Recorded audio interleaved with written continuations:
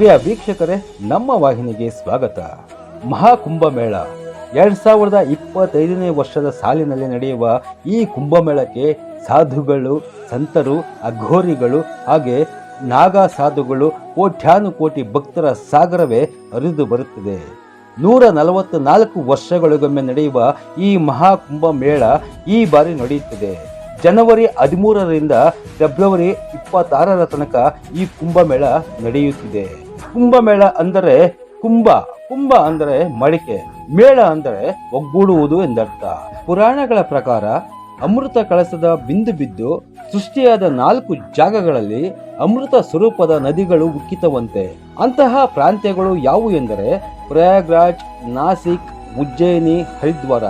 ಹಿಂದೂ ಪಂಚಾಂಗದಂತೆ ರಾಶಿ ನಕ್ಷತ್ರಗಳು ಕೂಡಿ ಬಂದ ದಿನದಂದು ದೈವಿಕ ಶಕ್ತಿಯ ಚಲನೆಯಾಗುತ್ತದೆ.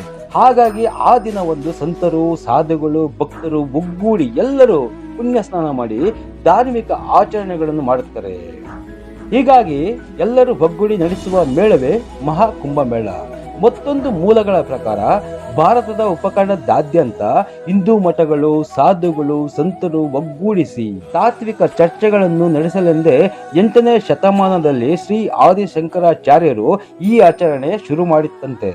ಪುರಾಣಗಳ ಪ್ರಕಾರ ಸಮುದ್ರ ಮಂಥನದ ವೇಳೆ ದೊರೆತ ಅಮೃತವನ್ನು ವಿಷ್ಣು ಮೋಹಿನಿ ರೂಪ ತಾಳಿ ಅಸುರರ ಕೈಗೆ ತಪ್ಪಿಸಿ ಕೊಂಡೊಯ್ಯುವಾಗ ಕುಂಭದಿಂದ 4 ಹನಿಗಳು ಭೂಮಿಯ ಮೇಲೆ ಬಿದ್ದವಂತೆ. ಹೀಗಾಗಿ ಕುಂಭಮೇಳ, ಅರ್ಧ ಕುಂಭಮೇಳ, ಪೂರ್ಣ ಕುಂಭಮೇಳ ಮತ್ತು ಮಹಾಕುಂಭಮೇಳ ಎಂಬ 4 ವಿಧಗಳಿವೆ.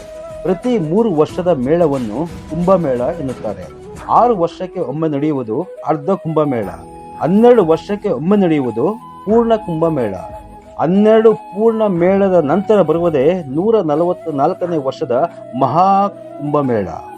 ಇಂದ್ರನ ಮಗ ಜಯಂತನು ಅಮೃತದ ಕಳಸವನ್ನು ಅಸುರರ ಕೈಗೆ ಸಿಗದಂತೆ ಕೊಂಡೊಯ್ಯುವಾಗ 4 ಸ್ಥಳಗಳಲ್ಲಿ ಕುಂಭವನ್ನು ನೆಲಕ್ಕೆ ಇಟ್ಟಿದ್ದನಂತೆ. ಹೀಗಾಗಿ ಆ 4 ಸ್ಥಳಗಳಲ್ಲಿ ಕುಂಭಗಳು ನಡೆಯುತ್ತವೆ. ಆ ಜಾಗಗಳು ಯಾವುವು ಎಂದರೆ ಪ್ರಯಾಗ್ರಾಜ್, ನಾಸಿಕ್, ಉಜ್ಜಯಿನಿಗೂ ಮುಕ್ತಿ ಸಿಗುತ್ತದೆ ಎಂಬ ನಂಬಿಕೆ ಇದೆ. ಪ್ರಯಾಗ್ರಾಜ್ನಲ್ಲಿ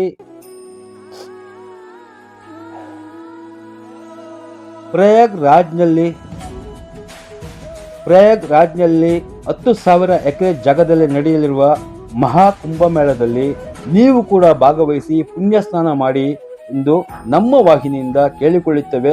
ಎಲ್ಲರಿಗೂ ಧನ್ಯವಾದಗಳು. ಶುಭವಾಗಲಿ. ಮಹಾಕುಂಭಮೇಳದಲ್ಲಿ ನೀವು ಕೂಡ ಭಾಗವಹಿಸಿ. ಧನ್ಯವಾದಗಳು.